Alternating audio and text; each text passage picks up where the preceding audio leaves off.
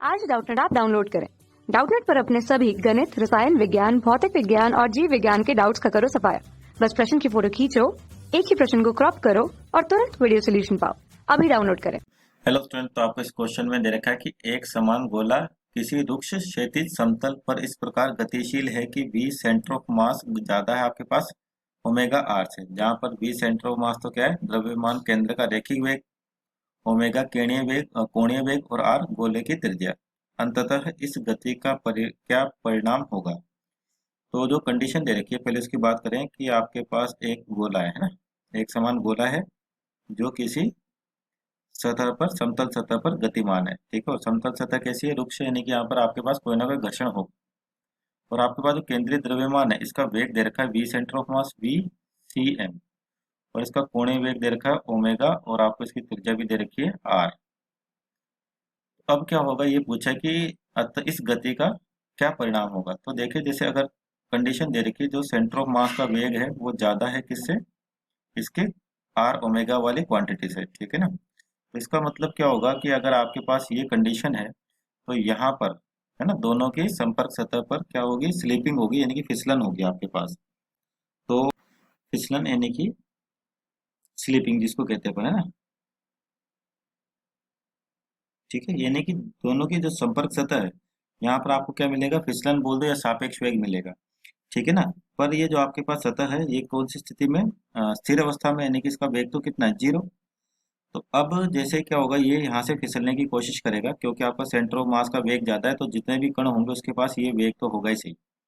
लेकिन जैसे अगर मान लीजिए ये कंडीशन दे रखी है, ज्यादा है आपके पास इसके कोणीय वेग से, है ना, और क्वांटिटी r ओमेगा से, तो इस बिंदु पर आपके पास फिसलन होगी। फिसलन का मतलब ये पॉइंट अगर इस बॉल के रेफरेंस में देखें, सपोज करिए इसको यहाँ बनाते हैं ना, ठीक है क्या, इस वाले बिंदु को अपने यहाँ बना लिया, और तो इसके अनुसार क्या होगा कि आपके पास जो ये कण है, ये क्या v सेंटर ऑफ मास है, चलेगा, इसे चलेगा, ये v सेंटर ऑफ मास है।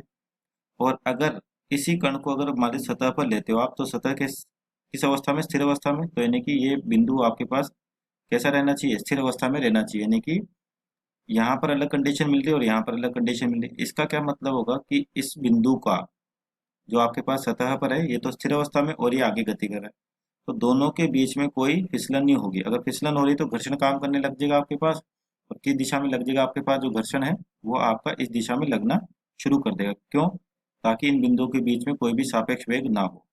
ठीक है, तो घर्षण आपका इस दिशा में लगेगा, और जैसे ही घर्षण लगना शुरू होता है आपके पास, ठीक है ना, तो आपके पास जो रेखीय समीकरण होती है F बराबर ma, ठीक है ना, और F की वैल्यू किसके बराबर होगी, घर्षण बल के बराबर, तो इसको F बराबर ma। ठीक है, और F किस दिशा में, गति के विपरीत दिशा में, तो इसको क्या लिखोगे, -F, यानी कि इसका त्वरण कम होगा। त्वरण कम होगा मतलब इसके रेखीय वेग में तो क्या आएगी, कमी आएगी आपके पास।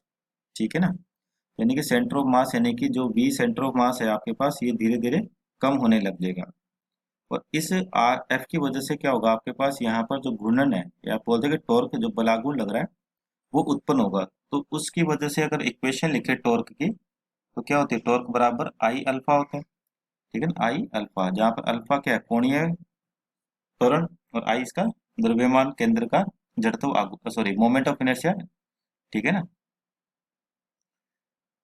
तो अब देखिए यहाँ पे टॉर्क उत्पन्न हो रहा है किस दिशा में, इसी दिशा में, तो इसका मतलब आपके पास अल्फा का जो मान आएगा यहाँ पर, यानी कि कोणीय कोणीय त्वरण का, ये क्या आएगा, पॉजिटिव। तो इसका मतलब क्या होगा, आपके पास जो कोणीय वेग है इसमें वृद्धि होगी। ठीक है, तो अगर इसमें वृद्धि हो रही है तो फिक्स है कि आपके पास आर ओमेगा जो क्वांटिटी है उसमें भी क्या हो रही है, वृद्धि हो रही है। ठीक है ना, और ये कौन सा वेग कहते हैं, इसको अपन रेखीय वेग भी कहते हैं। इसके या इसके साथ अपन इसका संबंध बता सकते हैं। तो यानी कि सेंटर ऑफ मास का वेग, यानी कि ये तो कम हो रहा है और ओमेगा बढ़ रहा है।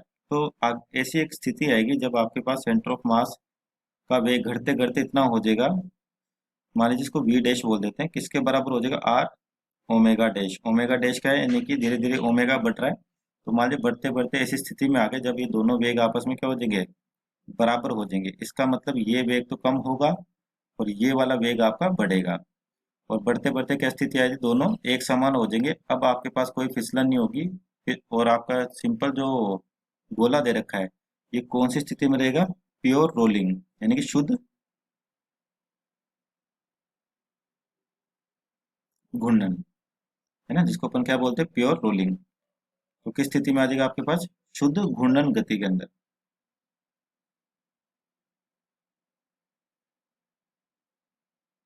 ठीक है, ओके, थैंक यू।